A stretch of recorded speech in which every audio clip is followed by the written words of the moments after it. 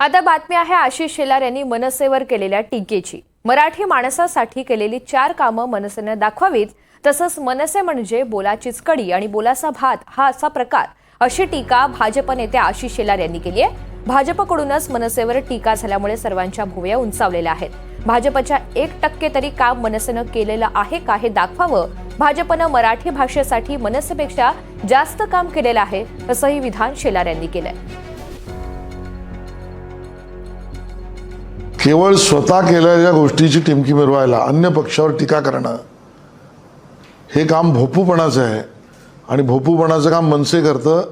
प्रत्यक्षात मराठी आणि मराठी माणसासाठी त्यांनी केलेली 4 कामं दाखवावीत। भारतीय जनता पक्ष मराठी भाषा उत्सव गेली 20 वर्ष करते।